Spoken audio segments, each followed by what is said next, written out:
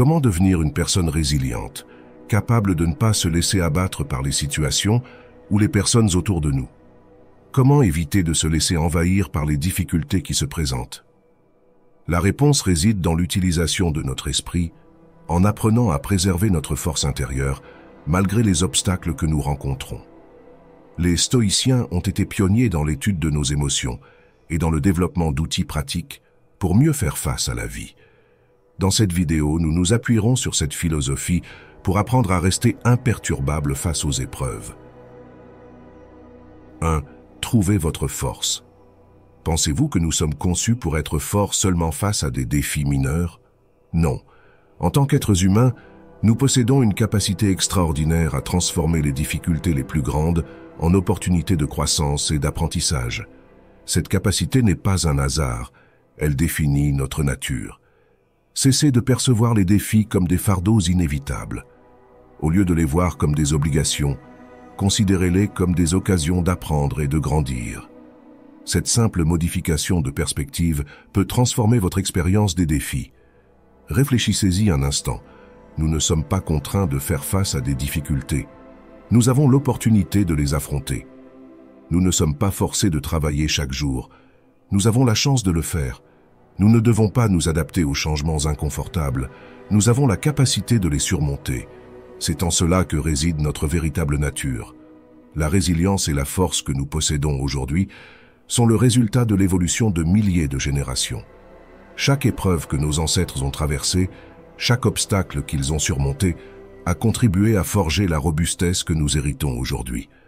Nous sommes le produit de cette longue histoire de défis surmontés, et nous avons en nous la même capacité à transformer les obstacles en opportunités.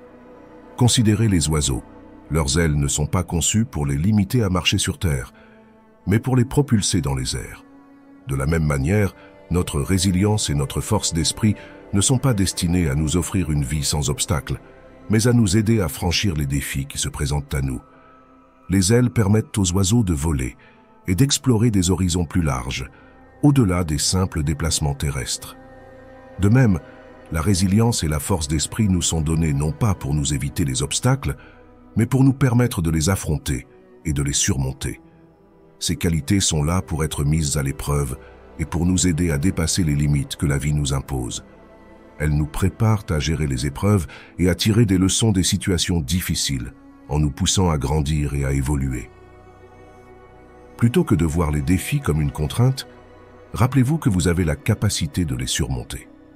Vous avez ce choix et ce pouvoir. C'est précisément pour cela que vous possédez force et résilience, non pas pour éviter les obstacles, mais pour les affronter avec courage et en ressortir plus fort et plus sage à chaque étape. Ne laissez pas votre bonheur vous échapper. Sénèque disait que nous souffrons plus dans notre imagination que dans la réalité. La plupart de nos souffrances viennent de notre esprit, surtout lorsque nous laissons nos pensées nous éloigner du moment présent. En nous détachant du présent, nous perdons souvent notre bonheur, qui se cache derrière les inquiétudes que nous créons à propos du passé ou du futur. Vivre enfermé dans le passé nous entraîne dans un cycle d'amertume et de regret. Nous revivons d'anciennes blessures, nous nous rappelons des erreurs et nous regrettons les opportunités manquées. Parfois, nous idéalisons des moments passés comme les plus heureux de notre vie, ceux qui corrompent notre paix intérieure. Lorsque notre esprit se fixe sur l'avenir, il est facile de tomber dans la peur et l'anxiété. Nous nous préoccupons de ceux qui pourraient mal tourner, des défis que nous n'avons pas encore rencontrés et des incertitudes à venir. La clé pour atténuer la souffrance mentale est de rester ancré dans le présent. En vous concentrant sur ce qui se passe maintenant et sur ce qui est immédiatement devant vous, vous percevez la réalité sans les distorsions du passé ou les inquiétudes pour l'avenir. Même si ce n'est pas toujours facile, il est précieux de s'exercer à rester présent. C'est un voyage, pas un changement instantané, une transformation qui demande un effort constant et conscient. Chaque moment où vous ramenez vos pensées au présent est un pas vers une vie plus calme et équilibrée. Pourquoi se concentrer sur le présent est-il si puissant? Parce que cela vous libère des chaînes des erreurs passées et des préoccupations futures, vous permettant de vivre plus pleinement et d'apprécier chaque instant tel qu'il se déroule, sans le poids des émotions liées au passé ou à l'avenir. Entraîner votre esprit est similaire à apprendre une nouvelle compétence. Cela nécessite du temps, de la patience et des efforts continus. Vous n'avez pas appris à faire du vélo du premier coup. Vous avez dû tomber, vous relever et réessayer. Il en va de même pour garder votre esprit ancré dans le présent. Mais ce que vous gagnez en retour est une vie plus sereine, un esprit plus clair et une satisfaction qui ne peut être trouvée qu'en vivant l'instant présent. La prochaine fois que vous remarquerez que votre esprit vagabonde vers les « et si » ou les « que pourrait-il se passer », ramenez-le doucement à l'instant présent, à la réalité immédiate. C'est dans cet espace que réside la véritable paix et le contentement. Les paroles de Sénèque résonnent à travers les siècles parce qu'elles renferment une vérité essentielle. Vivre dans le présent est un chemin vers une vie plus heureuse et plus pleine. Lorsque vous embrassez ce chemin, vous devenez plus conscient et rien ne peut vous ébranler. Épictète disait « Ce ne sont pas les choses qui nous perturbent, mais nos jugements sur ces choses ». Les anciens stoïciens avaient compris que notre esprit applique un processus appelé « effet de cadrage », où il décide comment interpréter une situation. Ce processus, qu'il soit conscient ou inconscient, influence directement nos émotions et nos comportements. Lorsque nous interprétons une situation difficile comme étant horrible ou injuste, cela génère en nous de l'angoisse, de la frustration, voire de la dépression. Une situation difficile comme étant horrible ou injuste, cela génère en nous de l'angoisse, de la frustration, voire de la dépression. Mais si nous parvenons à réinterpréter ces mêmes défis comme des opportunités d'apprentissage et de croissance, notre perspective change complètement. La vie est remplie de défis, mais il est possible de les aborder différemment. Au lieu de voir les moments irritants comme des obstacles ou des drames interminables, nous pouvons les considérer comme des occasions précieuses pour pratiquer la patience et la résilience. Les situations difficiles peuvent être vues comme des tests pour renforcer notre résistance et notre autodiscipline. Cela ne signifie pas que nous devons prétendre que les difficultés sont agréables ou que nous devrions souhaiter des problèmes dans notre vie. Ce n'est pas du tout le cas. L'idée est de déceler les opportunités cachées dans ces épreuves. Cette approche n'est pas une solution magique à tous les problèmes, mais elle offre un outil puissant pour transformer notre perspective et mieux faire face aux défis de la vie, les rendant ainsi un peu plus gérables. Lorsqu'une situation difficile se présente, prenez un moment pour vous poser la question suivante. Quelle opportunité cela pourrait-il offrir? Cette question simple peut changer radicalement votre perspective sur les défis que vous rencontrez. Vous pouvez découvrir de la force et de la croissance là où il n'y avait autrefois que de la difficulté. Plutôt que de vous laisser abattre par ce qui vous arrive, vous pouvez avancer malgré les circonstances. 2. Valorisez votre essence. La phrase d'Épictète « Vous n'êtes ni votre corps ni votre coiffure, mais votre capacité à bien choisir. Si vos choix sont beaux, vous le serez aussi », nous pousse à réfléchir sur ce qui définit réellement notre essence. Alors, qu'est-ce qui compose notre véritable identité? Imaginez tout ce que vous pourriez perdre tout en restant vous-même, votre nom, votre nationalité, voire même votre profession. Ces éléments sont importants dans votre vie, mais ils ne définissent pas votre véritable essence. Ce sont des aspects externes qui peuvent changer ou disparaître sans altérer le noyau de ce que vous êtes. Perdre des amis, de la famille, des possessions, ou même sa santé peut être extrêmement douloureux. Mais même sans ces choses, vous continueriez à avoir une notion de qui vous êtes. Cela suggère que notre essence ne réside pas dans ce que nous possédons ou dans nos relations, mais dans quelque chose de plus profond. Nous avons tendance à croire que nos souvenirs et expériences façonnent notre identité. Pourtant, combien de souvenirs avez-vous déjà oubliés tout en restant vous-même? Vos expériences passées, bien que significatives, ne définissent pas votre essence. Par exemple, les personnes souffrant d'amnésie conservent une notion d'identité. Elles continuent à penser « je suis moi ». Cela montre que l'essence de l'identité ne réside pas dans nos souvenirs ou notre passé, mais dans quelque chose de plus fondamental. Alors, que reste-t-il lorsque vous enlevez toutes ces couches? Au cœur de votre être se trouve votre capacité à raisonner et à faire des choix. Cette capacité unique de réfléchir, d'évaluer et de prendre des décisions définit véritablement qui vous êtes. Votre esprit, votre capacité à penser logiquement et à répondre aux circonstances de manière réfléchie constitue la base de votre identité. C'est pourquoi Épictète nous rappelle que ce qui importe, ce sont nos choix. Ils reflètent la véritable beauté et la force de notre caractère. Dans un monde qui valorise souvent l'apparence extérieure, cette perspective stoïcienne est un puissant rappel que notre valeur ne réside pas dans ce que nous semblons être, mais dans la manière dont nous agissons et choisissons de vivre. Dans une société obsédée par l'apparence physique, nous risquons parfois d'oublier une vérité fondamentale. Notre identité dépasse largement ce qui est visible. Chaque fois que quelqu'un vous juge sur votre apparence, souvenez-vous que vous êtes bien plus que cela. Votre véritable essence ne se limite pas à votre apparence extérieure, mais est enracinée dans votre capacité à choisir, réfléchir et agir selon des principes solides. C'est pourquoi il est crucial de cultiver et de prendre soin de votre esprit, car il représente votre plus grande richesse.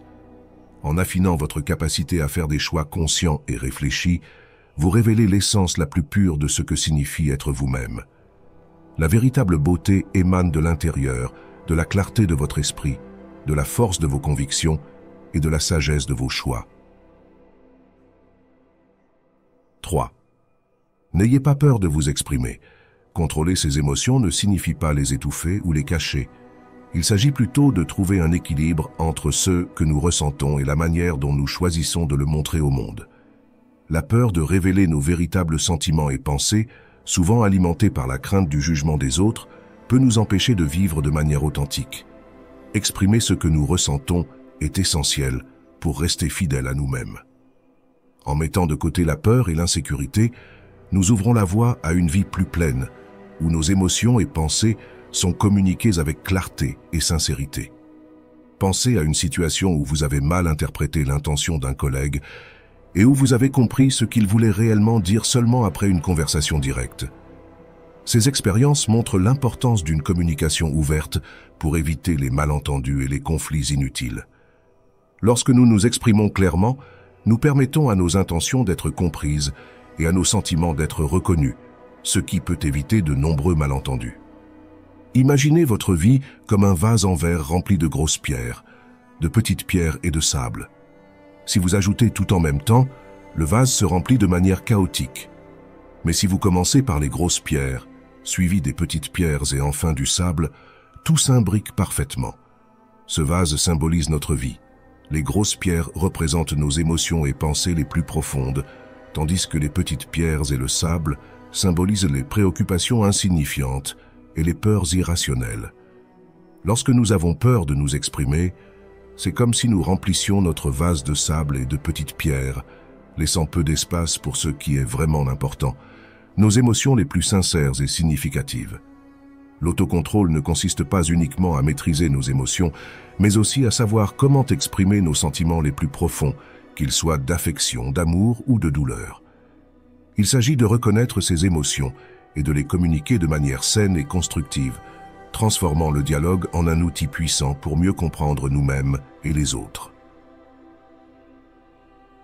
Les conversations ouvertes et honnêtes nous permettent d'éclaircir les malentendus, de partager des perspectives différentes et d'aborder des sujets délicats. Sans cet échange sincère, les problèmes restent non résolus et les sentiments non exprimés. Ainsi, n'ayez pas peur de partager ce que vous ressentez. Soyez courageux et authentique avec vous-même.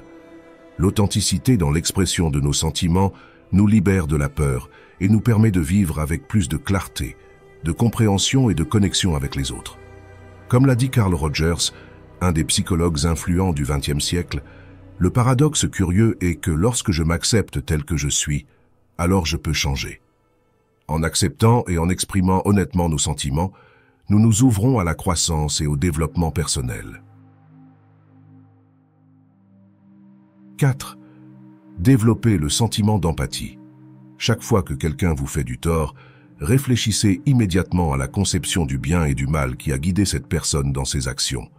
En comprenant cette perspective, vous pourrez ressentir de la compassion, plutôt que de la stupéfaction ou de la colère.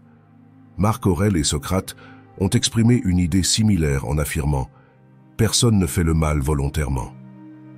Ils croyaient que chaque individu agit toujours selon ce qu'il pense être le meilleur choix, en fonction de ses connaissances et de ses expériences de vie.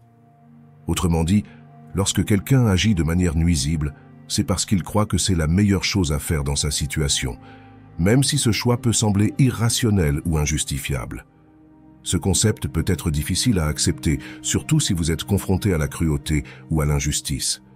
Les personnes qui agissent ainsi croient souvent que leurs actions sont justifiées par leur propre peur, insécurité ou douleur. Cela ne signifie pas que vous devez accepter la malveillance ou permettre aux autres de vous nuire. Les stoïciens nous enseignent à nous défendre et à lutter pour ce qui est juste, mais aussi à comprendre les motivations derrière les actions des autres.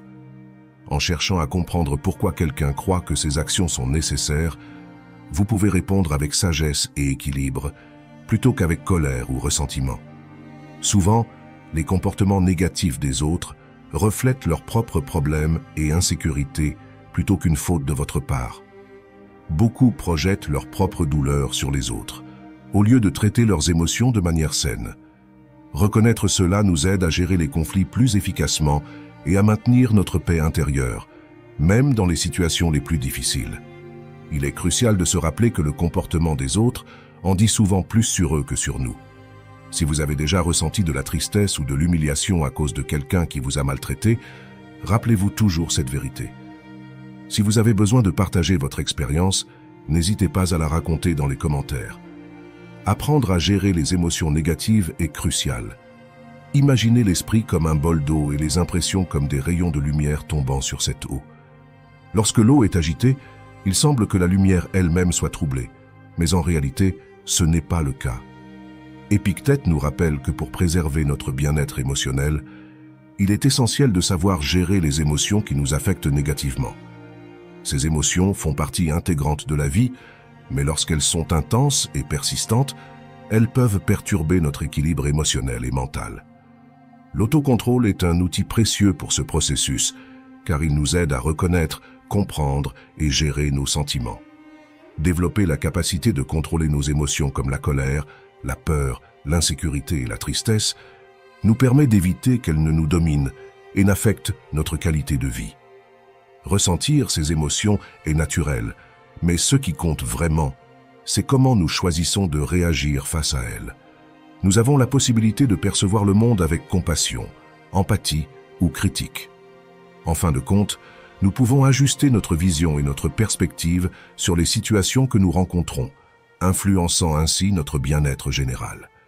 Bien que nous ne puissions pas modifier la réalité, nous avons le pouvoir de définir notre perception du monde selon nos propres termes. Comme l'a écrit Shakespeare, « Rien n'est bon ou mauvais, mais la pensée le rend tel ». Cette capacité de la raison, notre super-pouvoir, fait référence à notre manière de percevoir la réalité. Modifier notre perspective est comparable à choisir la bande sonore d'un film. La musique ne change pas les scènes, mais elle transforme la façon dont nous les vivons et les interprétons. De la même manière, la bande sonore que nous choisissons pour notre vie, c'est-à-dire la manière dont nous décidons de faire face à nos défis, peut profondément influencer nos réactions et nos attitudes. Vous pouvez choisir une bande sonore qui dramatise chaque événement ou qui vous inspire à affronter les difficultés avec courage et détermination. Bien que la bande sonore de votre vie ne change pas le scénario, elle peut transformer la manière dont vous percevez le grand film dans lequel vous êtes le protagoniste. 5. Ne soyez pas résistant. Le destin de tout est de changer, de se transformer, de périr, afin que de nouvelles choses puissent naître, disait Marc Aurèle. Réfléchissez à cela. Les commodités modernes que nous chérissons, nos villes, maisons, voitures, gratte-ciel, machines et luxes infinis, semblent solides et permanentes, mais c'est une illusion. Si nous regardons de plus près, nous voyons que ces constructions sont faites de matériaux fragiles comme le verre, le bois, le plastique, le cuir et le métal. Elles sont en réalité des couches temporaires sur la Terre, comme des bulles de savon dans l'eau. Tout ce que nous créons, achetons et valorisons finira par être absorbé par la nature, recyclé ou oublié. Même les pyramides d'Égypte, malgré leur apparente éternité, se détériorent lentement. Je souligne la nature éphémère de ces choses non pas pour vous décourager, mais pour vous rappeler ce qui est vraiment important. Pourquoi se soucier des objets qui vont bientôt se détériorer, disparaître ou finir à la poubelle? Concentrez-vous plutôt sur ceux qui ne peuvent jamais être retirés de vous, votre capacité à faire des choix rationnels. Investir dans le maintien de votre esprit en bonne santé est bien plus précieux que de se soucier de ce qui disparaîtra demain. Comme l'a dit Albert Camus, en plein hiver, j'ai découvert en moi un été invincible. En dépit des changements externes et de l'impermanence, il y a en nous une essence rationnelle et une capacité à trouver un sens à la vie qui reste ferme et éternelle. Ne perdez jamais cela de vue. Nous avons le pouvoir de définir chaque défi selon notre propre perspective. Zénon de Sicyon, le fondateur du stoïcisme, a vécu une expérience similaire. Ancien riche marchand, il perdit tout ce qu'il possédait lorsque son navire fut frappé par une tempête et coula. De retour sur la côte, il décida de se consacrer à la philosophie. Il découvrit une vérité fondamentale. Notre plus grand pouvoir est la capacité de choisir comment réagir aux événements que nous ne pouvons pas contrôler. Zénon n'avait pas le contrôle sur la tempête qui avait détruit son bateau, mais il pouvait choisir comment interpréter et répondre à cet événement. Il décida que cette perte serait une opportunité et non une tragédie. En tant qu'humain, vous possédez la même capacité à choisir comment définir chaque défi que vous rencontrez. Ne laissez pas les événements extérieurs, sur lesquels vous n'avez aucun contrôle, vous distraire ou vous décourager. Souvenez-vous, les navires ne coulent pas à cause de l'eau qui les entoure, mais à cause de l'eau qui pénètre à l'intérieur. Ce n'est pas la jalousie qui nous nuit, mais notre croyance dans les paroles de ceux qui sont jaloux, ce qui nous pousse à vivre en accord avec elles. Ne laissez pas ce qui se passe autour de vous abattre. Viktor Frankl, qui a fait face à une souffrance extrême dans les camps de concentration nazis, nous offre une perspective précieuse sur la manière de définir les défis. Il disait « Nous ne devons jamais oublier que nous pouvons également trouver un sens à la vie, même lorsque nous sommes confrontés à une situation désespérée. Lorsque nous affrontons un destin qui ne peut être changé, ce qui importe réellement, c'est de démontrer le potentiel exclusivement humain dans son meilleur. Transformer une tragédie personnelle en triomphe, transformer une situation difficile en une conquête humaine. Lorsque nous ne pouvons plus changer une situation, nous sommes défiés à changer nous-mêmes.